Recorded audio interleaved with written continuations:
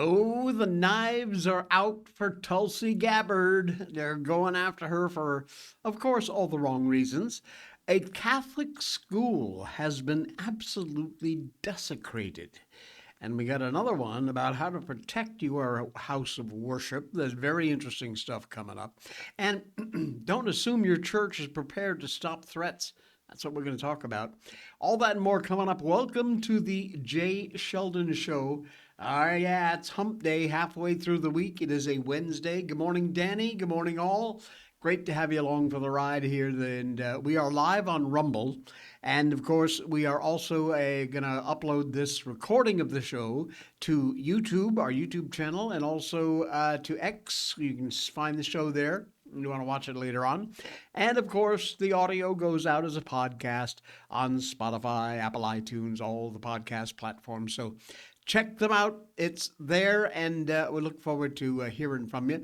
Danny, I don't want to jinx it, but I hope Marilyn pops in. I told her the stream's been great, no freezing.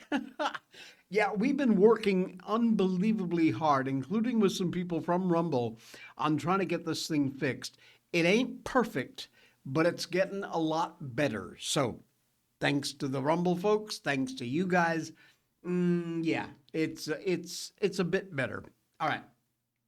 So before we get going, we are going to tell you about the most incredible coffee company on the planet. That, of course, is Blackout Coffee. Now, yes, Dan Bongino's back. That's why we're here live at 9, because Dan starts at 10. And so we moved our show up an hour. That's all right. No worries. We're kind of liking this 9 o'clock thing. And one of our great sponsors here, our partners on the show, is Blackout Coffee. They've got this bold new collaboration with the Bongino Army, and that is a great blend. You got to check this one out. Got a great special going on right now. Not bad stuff. I haven't tried it yet, but as usual with Blackout Coffee, you ain't going to go wrong. You want a coffee that's just as strong and bold and unapologetic as you are. Well, none of that weak, watered down stuff from those big corporate chains, that chemical flavored coffee crap. Blackout Coffee. It is the real deal for patriots who believe in hard work, freedom, starting your day off with a kick that actually means something. Roasted fresh, small batches right here in America. They work with local co-ops, American farmers. They only roast your beans after you place your order. By the way, their holiday edition packs are now 40% off. And you know, you don't have to have it be Christmas time to enjoy peppermint mocha or candy cane or pumpkin spice if you like those flavors. All of their flavored coffees are absolutely amazing. Oh my goodness, look at this. Sold out, sold out. Wow. Pumpkin spice in the pods is the only thing left. That's why I tell you, when you see these deals, get them. Get them. Use the link in our show notes. Look at this, 20% off this coffee subscription, which is a great way. And of course, all their other great flavors, salted caramel mocha, cinnamon French toast, one of my favorites, blueberry crumble is fantastic. There's mine, pitch black espresso. Absolutely love this. It is incredible. And by the way, yes, if you don't have a grinder for your beans, they will grind them for you. And ship them out within 24 to 48 hours. Check them out. Best coffee on the planet. Use the code J20 at checkout. You get 20% off your first order at Blackout Coffee. And again, use that link in our show notes. Get yourself a single bag. Just give it a try. That's all I ask. Try a bag and you'll never go back because it's just that good. Blackout Coffee. All right. The Director of National Intelligence, you know her otherwise as Tulsi Gabbard, she is on to something, and all the right people are terrified. Gabbard appeared on the scene at the operation to secure the multi-year crime scene that is Fulton County, Georgia, Election Hub Operations Center, and she was the subject of a rather thinly sourced leak to the Wall Street Journal that seemed to have the only purpose of trying to sideline her with some fake scandal. The Wall Street Journal ran an exclusive on Monday, seemed to claim Gabbard has done something. But a fair bit of reading in that article makes it very clear, if you check it out, what she did or didn't do, we don't know. U.S. intelligence official has wrongly alleged wrongdoing by Tulsi Gabbard in a whistleblower complaint that is so highly classified, it sparked months of wrangling over how to share it with Congress. According to U.S. officials and others familiar with the matter, the filing of the complaint has prompted a continuing behind-the-scenes struggle about how should they assess it and how should they handle it. Gabbard's office absolutely rejects this characterization, says it's navigating a unique set of circumstances, working to resolve the issue. 13, that is 13 paragraphs into the article, 13 paragraphs into the article, we find this little gem. Gabbard answered written questions about the allegations from the Inspector General's office, a senior official at the spy agency said. That prompted the acting Inspector General at the time, Tamara Johnson, to determine the allegations specifically about Gabbard weren't credible. Johnson remains employed at the agency, which didn't make her available for an interview. How convenient. As it turns out, there was no delay in producing the security guidance from DNI Gabbard on how to handle the report. The whistleblower's complaint is with the Congressional Intelligence Committees for review, and Gabbard produced the receipts. Here's her ex post. Contrary to the blatantly false and slanderous accusations being made against me by members of Congress and their friends at the propaganda media, the Office of the Director of National Intelligence has and will continue to take action under my statutory authorities to secure our nation and ensure the integrity of our elections. The scandal was getting a push from the media for free, by the way. Why was she even there? This was launched by the Post, the Washington Post. There were only two explanations for why Gabbard was in Fulton County Wednesday. Senate Intelligence Committee Vice Chair Mark Warner, a Democrat from Virginia, said at the hearing. One is she believes there is a legitimate foreign intelligence nexus, in which case Gabbard violated her legal obligation to keep the intelligence communities fully and currently informed, or she's attempting to insert intelligence community into what Warner called a domestic political stunt designed to legitimize conspiracy theories that undermine our democracy. The Times went for the capillaries with a story that Trump had congratulated the agents who participated in the Fulton County operation. This is the Times. By any measure, the FBI's search of an election center in Fulton County last week was extraordinary. Agents seized truckloads of 2020 ballots as Trump harnessed the levers of government to not only buttress his false claims of widespread voter fraud, but also to try and build a criminal case against those he believed wronged him. This is the Times. What happened the next day was in some way even more unusual. The New York Times has learned.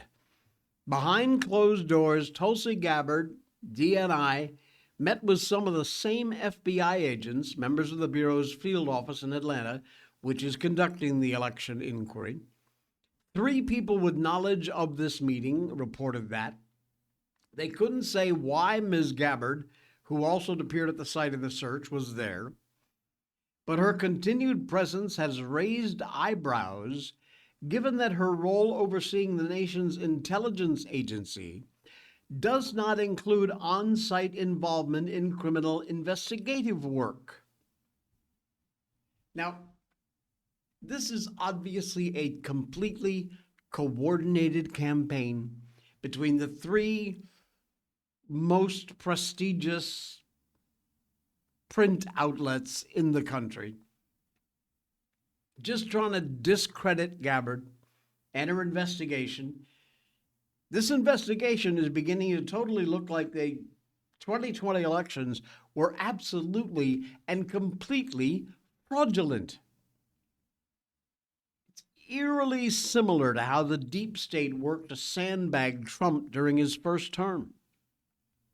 August 12th, 2019, anonymous intelligence whistleblower, now known to be Eric Claramella, files a formal complaint with the Intelligence Community Inspector General, Michael Atkinson. Complaint alleges Trump abused his office by soliciting foreign interference in the 2020 election. Foreign interference, of course, was Trump allegedly asking President of Ukraine Zelensky for information on the Biden administration and Hunter Biden's dealings with Ukraine and Burisma. Now, by mid-September of 2019, media reports, particularly in the Washington Post and the Wall Street Journal, based on anonymous sources, they all started to come out revealing the outlines of the whistleblower complaint and details that Trump pressured Zelensky during the July call to investigate the Bidens. Now, keep in mind, all of this was done in a hall of mirrors, so to speak. Rumors, leaks, interpretation of those rumors and leaks all became this giant nothing burger that was Trump's impeachment trial.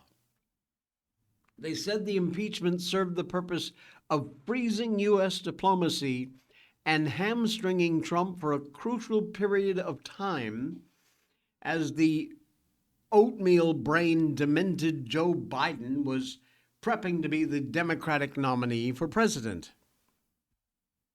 None of this hits on Gabbard up until this point.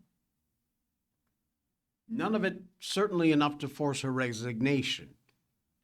The New York Times gave us a little insight into the long game with the deep state.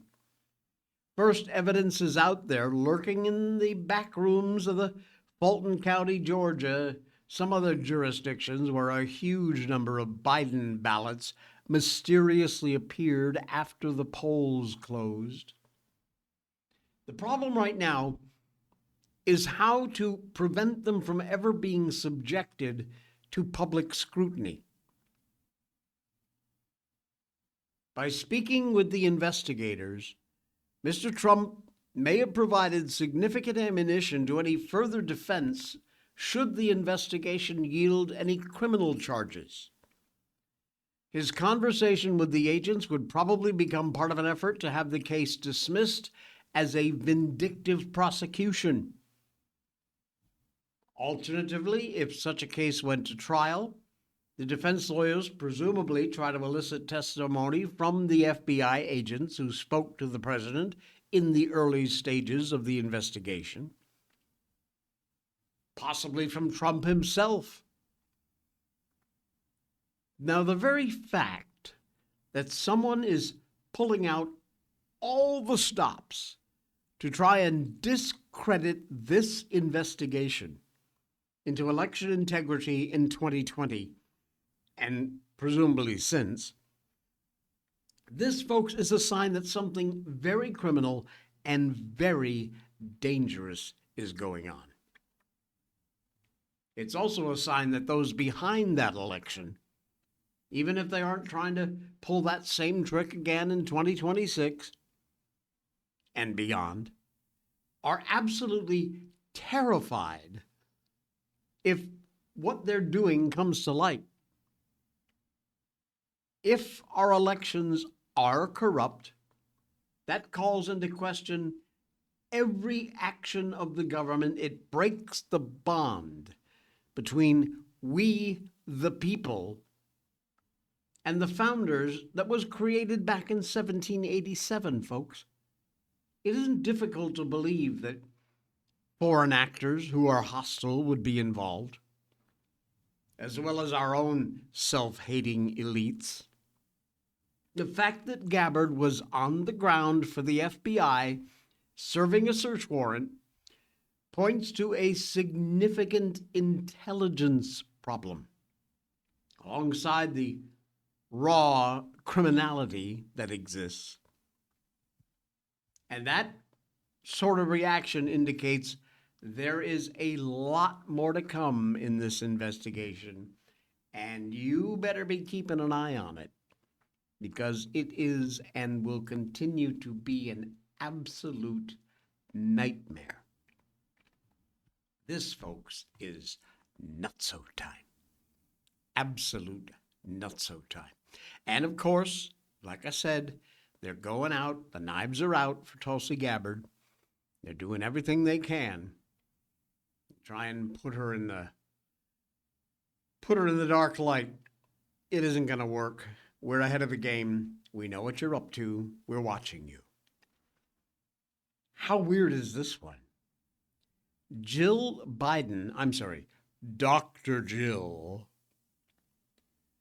Dr. Jill's ex-husband has been charged with murder in the death of his current wife. Yeah. Big news this morning on the death of Linda Stevenson in Delaware at the end of December last year. Stevenson was the wife of William Stevenson, who is 77 years old, and Jill Biden's ex-husband. He has now been arrested and charged with murder in her death. You look at this picture, that is Jill on the left, that is Bill Stevenson in the middle, charged with murder of his wife, and that there is his wife, Linda Stevenson. Zoink. Taken into custody Monday, facing a charge of first-degree murder in the death of Linda Stevenson, according to a grand jury indictment that was filed in Delaware. Newcastle County Police had no details on the death, but an initial release on her death noted that officers responded to a domestic dispute on December 28th at a residence in the Wilmington area. Linda Stevenson was found unresponsive in the living room and died despite life-saving measures by the officers at the scene. Press release at the time said her body was turned over to the Delaware Division of Forensic Science for an autopsy. They have not clarified what the cause of death was. He is being held on a $500,000 bail. Bill Stevenson married Jill Biden back in 1970. She was 18 years old at the time. They divorced in 1975 and then went on to marry Joe Biden in 1977. He runs the Stone Balloon Bar and Music Venue, which has had a lot of big acts play there over the years, including Bruce Springsteen back in the day.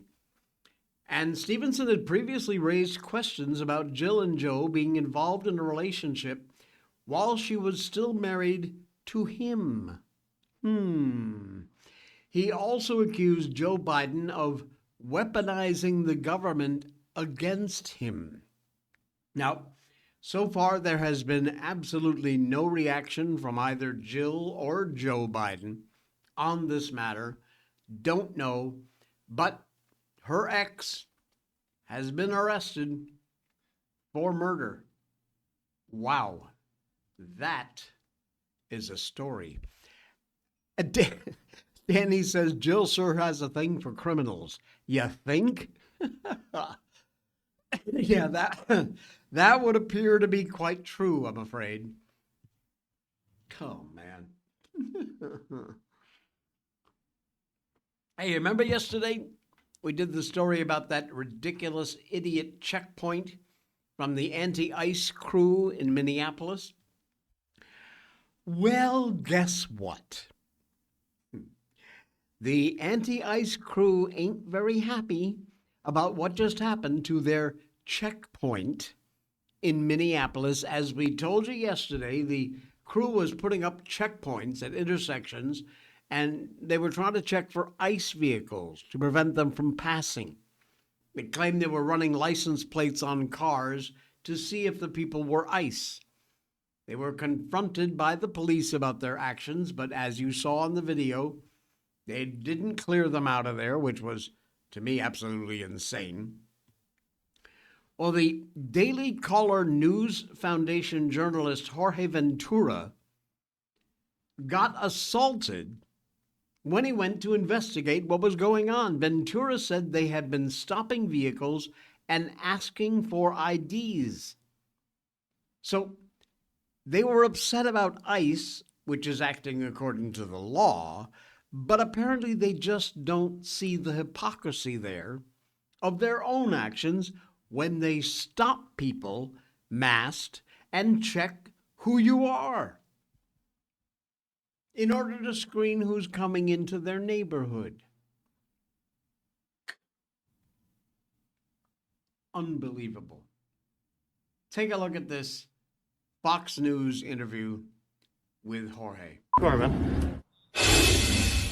Here with me is the journalist who was attacked by anti-ICE goons, the Daily Caller's Jorge Ventura. Jorge, first, I know you and your colleague were banged up there. Was that guy aggressive from the start? And he felt totally fine with policing his border. Yeah, Laura, these left-wing activists were very aggressive. This was called a filter blockade. It was essentially a makeshift checkpoint in Minneapolis. This was located on Cedar Avenue and 32nd. And I arrived earlier this morning alongside photojournalist Eric Herrera. We were only planning to really stay a few minutes, take a few images of this blockade. I honestly couldn't even believe that it was still up. More than 24 hours. I didn't see any local law enforcement when I arrived. As soon as we got there, the agitators were very aggressive, questioning me. What I found interesting is we actually started documenting them actually stopping vehicles, stopping American citizens, asking for ID, and actually running their license plates. They said that they were running these license plates and turning them over into a database to see if they were ICE agents. And while we were documenting this, our Uber driver was parked to the side. They actually ran the license plate of his car, and they actually accused him of being an ICE agent. He was a Somalian Uber driver, so that didn't make any sense. But just kind of shows you how well organized these agitators are. Absolutely insane. Absolutely insane. Ventura said his hand got bloodied when he was assaulted. His photojournalist also got attacked. And now there's been a development in the wake of that incident. The police finally took some action. Well, it's about time. Public Works team, with assistance from the Minneapolis Police Department, cleared debris and homemade roadblocks yesterday, the department said. Given the high traffic and high-speed block of roadways on Cedar Avenue, they cleared the streets to ensure public safety for the neighborhoods and emergency vehicles. They cleared out the checkpoint at 32 and Cedar. Anti-ICE folks were not happy. They were pissed off, claimed the police colluded with ICE and stole their barricades. You put shit in the middle of the street, you morons. What did you expect was going to happen? They're clearing the streets of your unlawful checkpoints. Do we have that video? Yes, we do. Here you go. Oh, it's a picture. All right. This is the police clearing the checkpoint. Goodbye. Have a nice day. Community defenders. No. Okay, we do have it. Okay.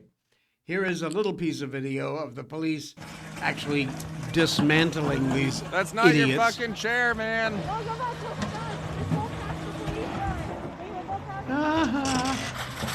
Into the garbage truck it goes.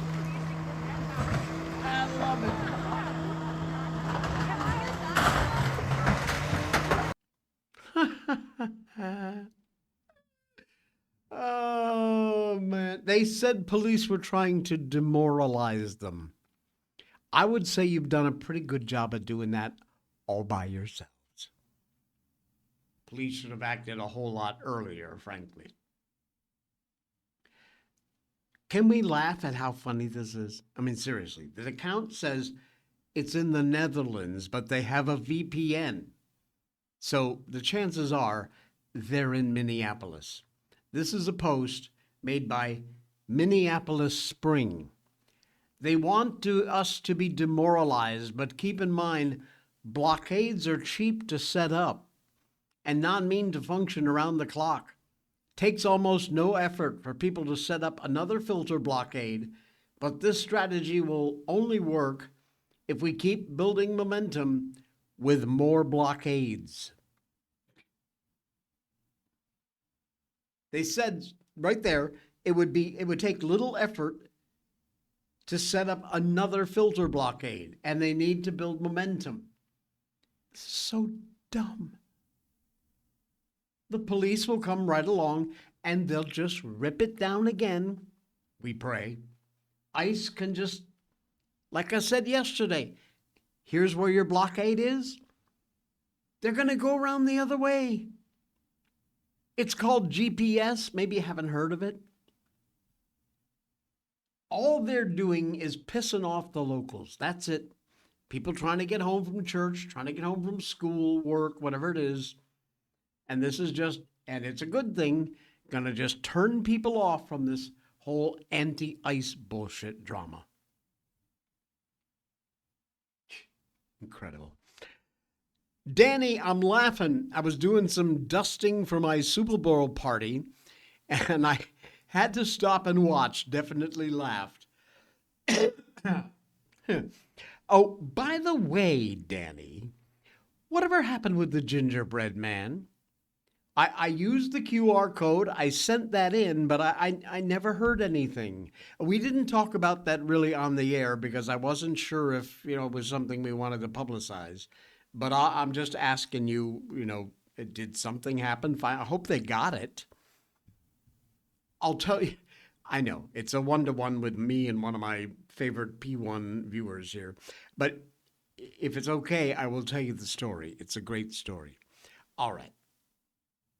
There is more news in that rather concerning Today Show host's mom missing person case.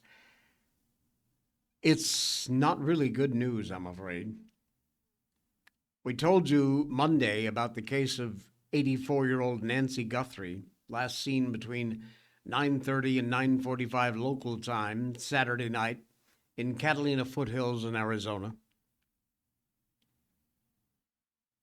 After she was dropped off at her home by a family member. Miss Guthrie is the mother of NBC News show co-host, The Today Show, with Savannah Guthrie. Now, the Pima County Sheriff, Chris Nanos, said from the very start he believes this was an abduction, possibly from her bed while she slept. Not a case where the victim took a trip without telling anybody or simply wandered off. The sheriff is very convinced this was an abduction. Described what he calls a crime scene as very concerning. They've taken DNA samples that are being processed, sent along to homicide detectives. An update to this story, a new video is showing what looks like maybe blood on the walkway near the front door to Mrs. Guthrie's residence. There also appears to be a missing doorbell camera. Do we have, yes, we have that footage. This is the actual footage here. Yeah, that is, I'm sorry, that's definitely blood. And then you see here, there, what obviously used to be a doorbell camera, and now it is gone. I am hoping whatever that, if it's one of those Apple devices, hopefully the video it recorded is up in the cloud somewhere and not actually on that local device. That is quite scary. Nanos told CNN they are working to pull video from the home. The grandmother's pacemaker stopped syncing to her Apple products on early Sunday morning.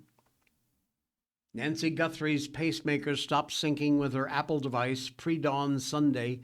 That report came out yesterday, said as a search for the mom of NBC News star Savannah Guthrie reached into a third day.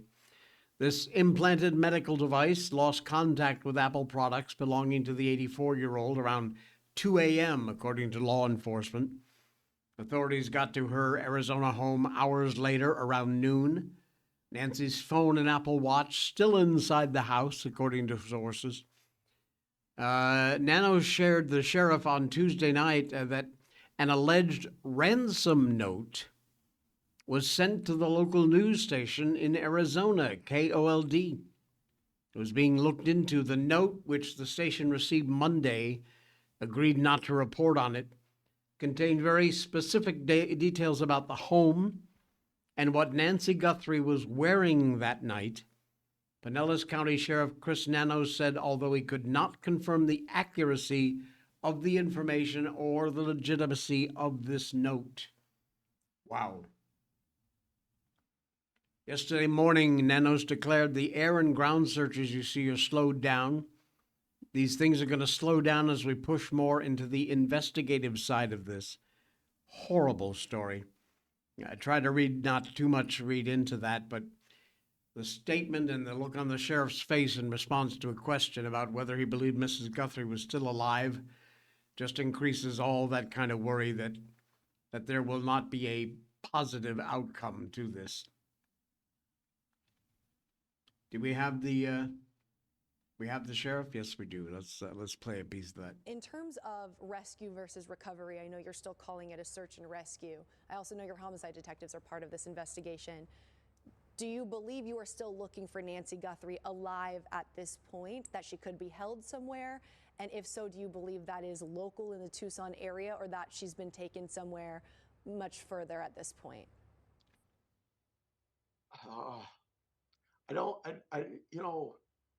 We're just not going to give up hope. We hope she's out there somewhere. So you still believe this is an active rescue mission at this point? We hope so. Wow. We hope so. Shh. Unbelievable. President Trump even weighed in on this case. Spoke on the disappearance. He said, I think it's terrible. I'm going to call her later on. It's a terrible thing. I've always gotten along very well with Savannah. Very unusual situation, and we're going to find out. Wow. Sad. Okay. Not sure if you got a response. I did not get a response, by the way. I emailed her and she said she did share it with the class and thought it was very cool. Oh, great. Excellent.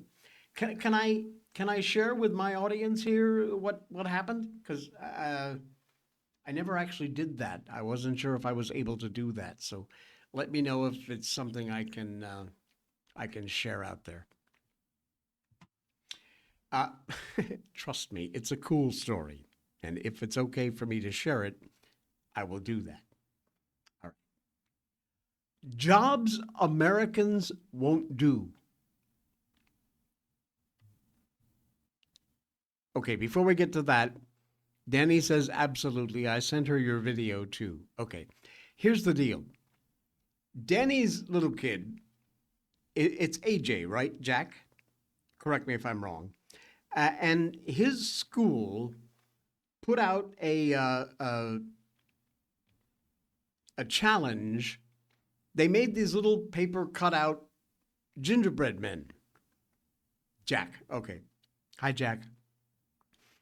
They sent them out to different places where they had friends around the country, and they wanted to see who could get their gingerbread man the furthest away from where their school is located. Now, I don't want to give you Danny's location, but it's semi in the middle of the country, sort of, kind of, maybe. So she wrote me an email and asked if I would mind if they sent me one. I said, abso-freaking-lutely. So they did, and I got it. Is it still here? I think it might be. Yes, it's still here. Ha! It's from the Bonfield Grade School. And this is the letter that I received. Where's my little gingerbread man? Is he in there? Oh, I think he's in the letter. All right. So they sent me this, and it says, "Dear family and friends, we're so excited to send you our gingerbread friend. Please help our class learn about where our gingerbread men have run away to by completing the Google link form below with the QR code. Feel free to be as creative as you like. Thank you for your help, Mrs. Kramer's kindergarten class at the Bonfield Grade School." And there is the gingerbread man. All the way in Malaysia. What is that, 15,000 miles away? So I don't think I have it with me. I think I have it on my phone. But let me see. I'll see if I can find it on my phone because it's very, very cool. I was just looking through all my pictures today. There's Miko going off. And it's got to be here somewhere. So I took a picture with the Malaysian flag and the gingerbread man in front of my Christmas tree. And then I sent it into the QR code. And as you just saw, apparently, everybody thought it was very cool. And they had a good time. I don't know if it was a contest to see who could get theirs the furthest. But I'm quite sure if it was a contest, you won. Because that was a long ways away. Where is my picture? It's got to be in here somewhere. I've got I need to clear out my, there we go. I don't know if you can see that or not. That's me with my J. Sheldon Show shirt on and the Malaysian flag. And right there in my hand is the gingerbread man. This little guy. Anyway, it was a ton of fun. And I'm glad everybody had a good time. And yes, I've kept the gingerbread man, and I've kept the letter, and I will cherish that. It is very cool. I also made Jack a personal video with the gingerbread man, and apparently Danny sent that into the school too. So that's very cool. Here in the studio. All right, let's get back to it, shall we? A Cameroon illegal. An illegal immigrant from Cameroon almost graduated from the New Orleans Police Academy. Yeah, I'm not kidding. Despite that mess up in Minneapolis sucking all the oxygen out of the room, ICE is doing absolutely kick-ass work in other cities around the country. They don't have the riots, they don't have the unrest, insurrection posing as fake protests. ICE not just rolling out the criminal illegals, but uncovering the illegal aliens who are simply hiding in plain sight. Their fraud is hardly victimless, relying on false, stolen paperwork, calculated ability to charm the DEI about illegal immigrants doing jobs Americans won't do. But these guys are not gardeners or fry cooks. They are occupying very well-paid positions of public trust.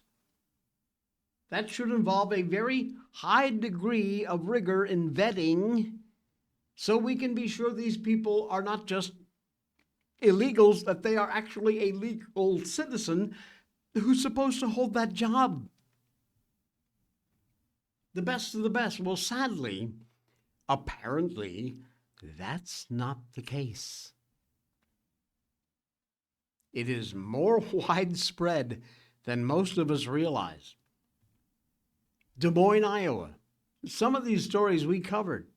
Superintendent of Schools, registered Democrat, Ian Andre Roberts, pled guilty to charges of false statements and illegal gun possession. He was arrested in September with a laundry list of charges, and it turns out he was a Guyanese native illegal who should never have been in the country.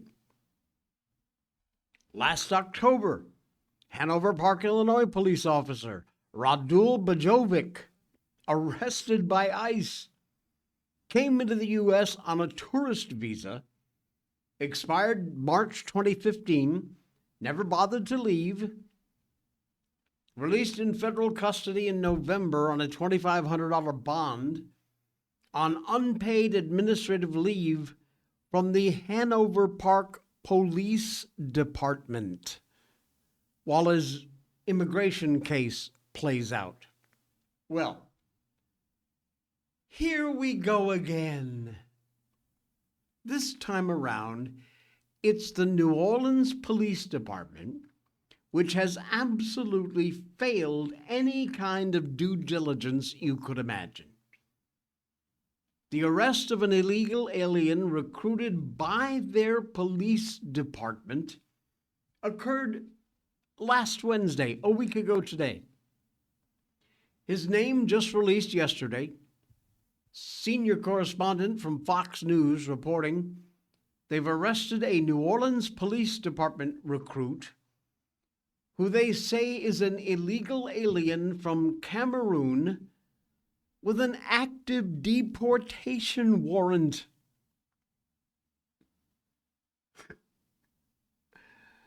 And a no work authorization. And he's been hired by the New Orleans Police Department. Look, I worked for the Monroe County Sheriff's Department for 5 years. I wound up in internal affairs as a detective investigator. Do you know the kind of background check I went through just to apply? Interviews with my neighbors and friends and family, polygraph tests, interviews. I remember all that, by the way. He was ordered to appear in an immigration court 3 times, never showed up.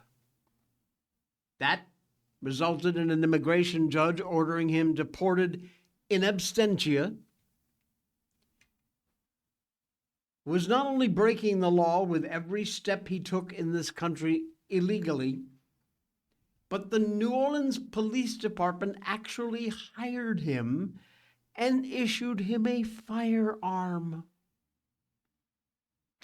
What kind of law enforcement agency hires an illegal alien and gives them a badge and a gun? Have you lost your minds? It is a felony for an illegal alien to even possess a firearm. Come on. And guess what? New Orleans, sanctuary city. Ignore ICE detainers, protect illegal aliens, all at the expense of you and I. This news broke last week. Police Superintendent Ann Kirkpatrick acted as though it was just another day ending in Y. The equivalent of, oops, our bad, nothing to see here, folks. Move along. Here's Kirkpatrick. We learned about this morning. There was no struggle involved. The recruit was taken into custody without any incident whatsoever. Declined to identify the recruit, referring questions to his identity to ICE. She said the department has had no indication during the hiring process that the individual was not legally in the U.S. Did you even look? There's nothing in his personnel packet that would have given us reason to believe that the person did not have legal status. There is some questions that may have developed later. Sorry, babe, we ain't buying it.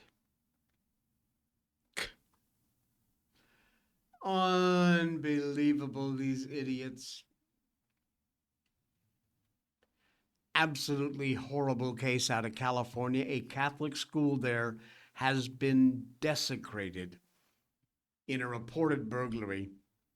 TK-12 Catholic School, Long Beach, California, suffered major damage after vandals destroyed religious icons in an attack that happened sometime between Sunday night and Monday morning. Holy Innocents School is a traditional Catholic school, offers a classical liberal arts education. Our students grow academically, spiritually, and morally, preparing to become leaders rooted in faith, according to the school website. Now, neither the Long Beach Police nor the Archdiocese of Los Angeles has responded to any questions. Local reports show damage that appear to focus on the destruction of all of the religious icons. Statues of the Virgin Mary were smashed. Hands of at least one head was been chopped off and the hands of these statues. Prayer books dumped from bookshelves strewn all over the floor. The tabernacle ripped from its chapel, and doors partially pried open. Don't know about what the intent was. Assistant Attorney General Harmeet Dillon promised a federal investigation into this attack on the church. And there is a fundraiser, a GoFundMe, looking for donations to repair the school. Unbelievable this happened. Which led me to a fantastic article about don't assume that your church is prepared to stop threats from active shooters and left-wing mobs. Right, Don Lemon? Christians and churches are under attack. And you need to know the best way to prevent that. The increasing risk of violence at churches is unbelievable. Over the past 25 years, gunmen and gunwomen have launched around 24 fatal attacks at Christian churches across this country. Invasion of Cities Church in St. Paul, you know, the Don Lemon issue. Even congregations have not encountered an armed threat. They still face unbelievable hostility, and it is growing every day against their faith, against their parishioners. No denying that houses of worship are fastly becoming targets of violence. There's also no denying that the death toll in church shootings have been kept at a minimum thanks to the heroic actions of good guys with guns, basically, like Jack Wilson, Caleb Ingle, Gene Azam. But selected churches still do not have a solid security preparedness plan in place other than relying on 911. And in some cases, congregations actively hamper a threat response by prohibiting law-abiding citizens from carrying self-defense weapons on their property. Some churches, houses of worship, actually do not allow, even in a state where it's perfectly lawful for you to carry a weapon, they don't allow it in their church, which is a mistake. According to Ben Fries, 15-year law enforcement officer, owner of a professional safety and firearms coaching and training group, which is focused on equipping churches to handle threats, solely relying on police forces to protect your flock, he says, is not enough. The biggest thing worth correcting right now, right off the bat, is the mindset. It won't happen here. Because of repeated violence against faith-based groups that Fry and his team at Fry's Consulting travel all over the U.S. trying to help churches, faith-based, private groups, and others handle these sort of threats by exercising their Second Amendment right to self-defense. These training simulations designed to increase preparedness against protesters, conflicts, violent encounters, they're not your daddy's active shooter drills. Fry rejects the term active shooter drill completely.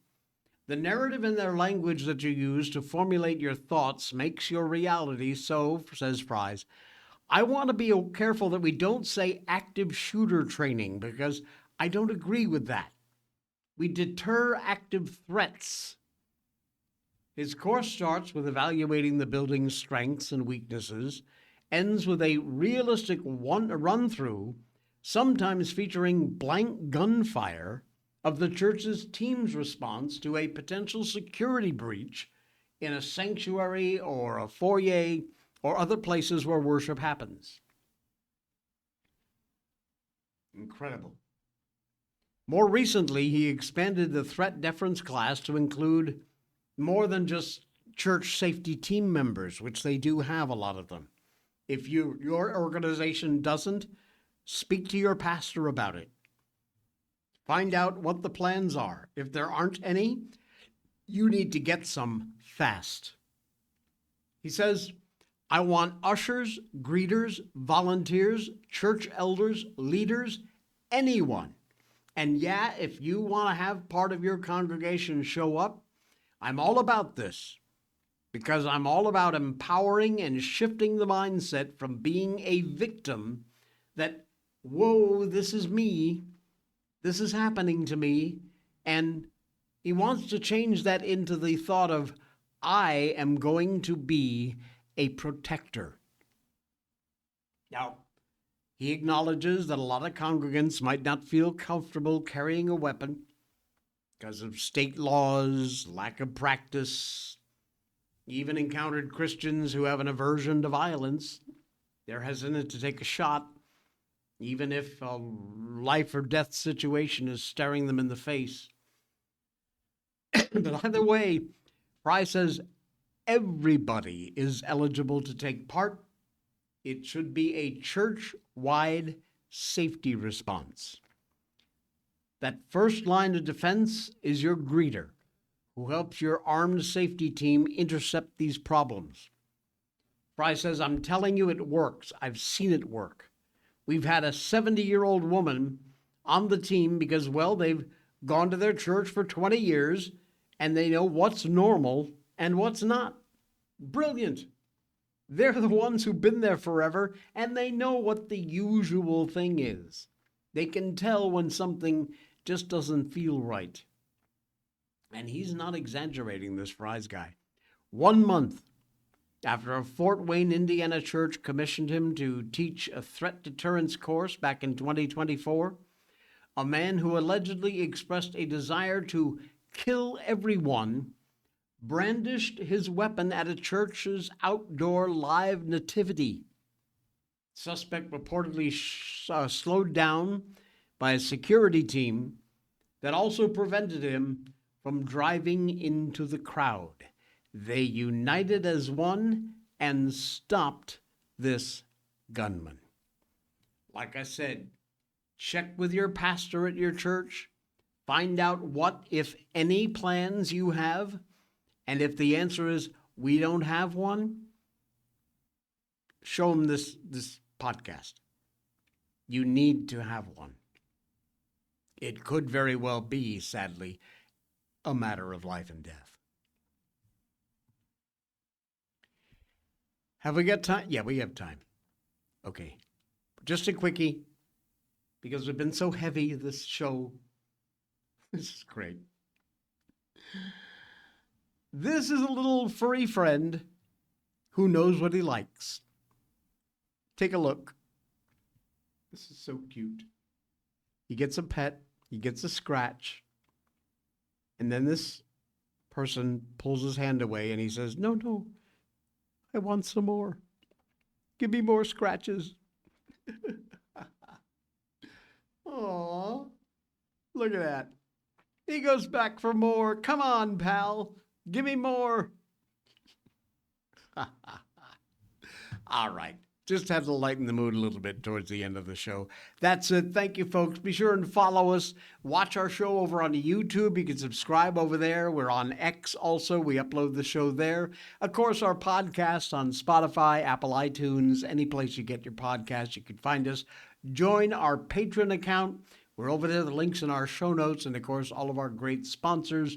Make sure you go buy something and help support the show.